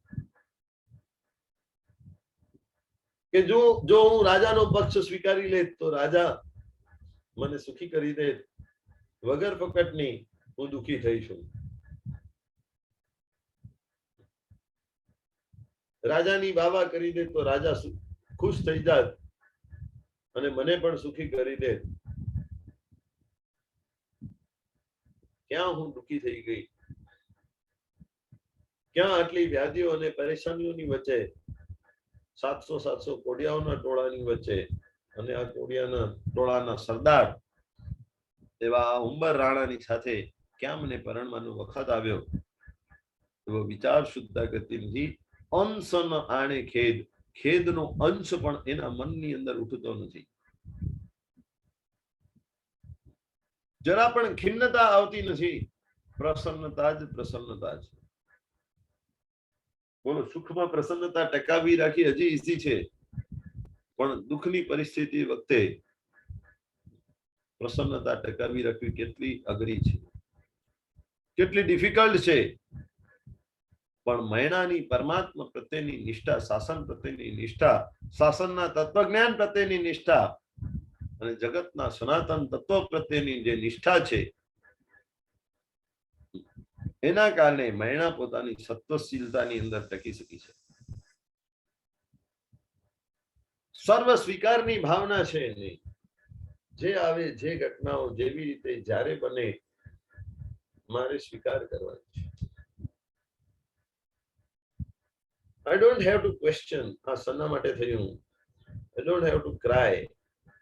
વિપરીત ઘટનાઓમાં મારે કઈ રડવાનું કામ નથી. માથા ઉપર હાથ દઈને કઈ બેસી જવાનું નથી. કર્મની પ્રધાનતા જો કર્મ તીર્થંકરોને પણ નડી શકતા હોય તો આપણે તો એની સામે કઈ ખેતની મૂકી ગઈ.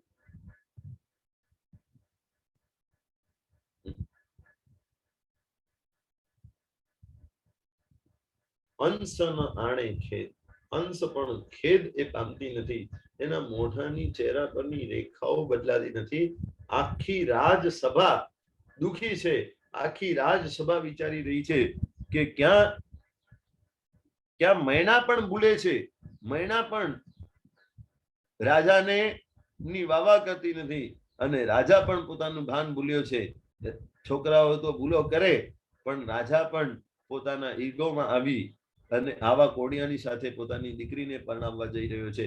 આખી સભા સ્તબ્ધ છે, આખી સભા દુખી છે, પણ મૈણાના મુખ ઉપર પ્રસન્નતા છે. ઘટનાઓથી અપ્રભાવિત થવું એ જીન શાસનની આરાધનાનું તાત્વિક ફળ છે. જીન શાસન તમારા હૃદયની અંદર વસ્યું હોય, જીન શાસનની આરાધના સુવિશુદ્ધ રીતે તમે કરી હોય, એની ફળશ્રુતિ શું? તો કે તમારી પ્રસન્નતા કોઈ પણ સંજોગોની અંદર ઘટે, કોઈ પણ વિપરીત સંજોગો, વિપરીત પરિસ્થિતિઓ ઘટે ત્યારે પણ તમારા મનની અંદર પ્રસન્નતા જ ટકી રહે. આ પરમાત્માની ભક્તિનું તાત્વિક ફળ છે. મન પ્રસન્નતામેથી, પૂજ્ય માનેજીને ઈશ્વરે પ્રભુની પૂજા કરી હોય, પ્રભુના દર્શન કર્યા હોય,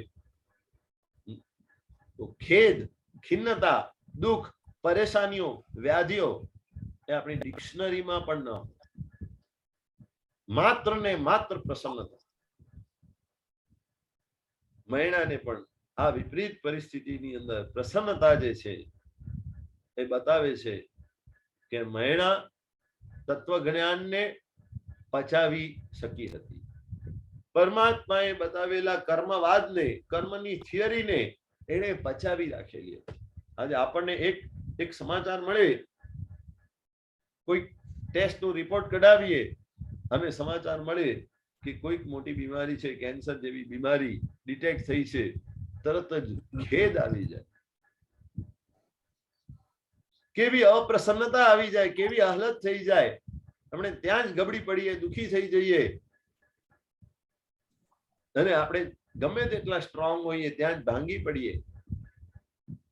આખો જીવન જેની સાથે વિતાવવાનું છે એવા કોઢી વ્યક્તિની સાથે લગ્ન થાય છે, તે છતાં પણ મૈણા પ્રસન્ન છે.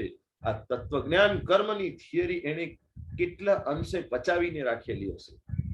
આપણે કર્મની વાતો તો બધા કરીએ છીએ, 8 કર્મના નામો લગભગ બધાને ખબર છે. છોકરાઓને પાઠશાળામાં શીખવાડીએ, 8 કર્મ આવું હોય, 8 કર્મ આવા હોય, એનાથી આ થાય, અને કર્મ ગ્રંથોના અભ્યાસો સુધી પહોંચી જઈએ, પણ કર્મ ગ્રંથની સાચી એક્ઝામ થિયરિટિકલ એક્ઝામ નથી, પ્રેક્ટિકલ એક્ઝામ છે. કર્મશાસ્ત્ર 6 કર્મગ્રંથનો અભ્યાસ કર્યા પછી કોઈ કે હું કર્મગ્રંથની એક્ઝામ આપું, તો એની સાચી એક્ઝામ કઈ? થિયરિટિકલ એક્ઝામ સાચી નથી. કર્મગ્રંથની theoretical exam question paper set કરીને આન્સર તો બધા જ આપી દે, અને એમાં 100 માર્ક્સમાંથી 100 માર્ક્સ આવી પણ જાય, પણ કર્મની સાચી એક્ઝામ એ પ્રેક્ટિકલ એક્ઝામ છે. જ્યારે પ્રેક્ટિકલ જીવનની અંદર ઘટનાઓ ઘટે ત્યારે જો અપ્રભાવિત અવસ્થા હોય તો સમજી લેવાનું કે કર્મશાસ્ત્ર બરાબર પચ્યું છે. મૈણાએ કર્મશાસ્ત્રને આવી રીતે પચાવ્યું હતું, અને આગળ એના જીવનની અંદર શું શું ઘટનાઓ ઘટે છે, એ ઘટનાઓના આધારે આપણને શું પામવાનું છે, એ બધી જ વાતો આપણે આવતીકાલે કરીશું. આજે આટલું જ રાખીએ. દિનાંગના વિરુદ્ધ કંઈ પણ બોલાયું હોય તો Thank you. પ્રણામ. પ્રણામ બધા સાથેમાં રહેજો. અનુમોદના. ખૂબ અનુમોદના. શાતામાં રહેજો. બધા આમિલના તપસ્વીઓ પણ બધા છાતામાં રહેજો. બધાને સ્વાધ્યાય કરનારા પણ બધા છાતામાં રહેજો. Thank you so much. જય જિનેન્દ્ર. જય જિનેન્દ્ર. જય જિનેન્દ્ર. Okay.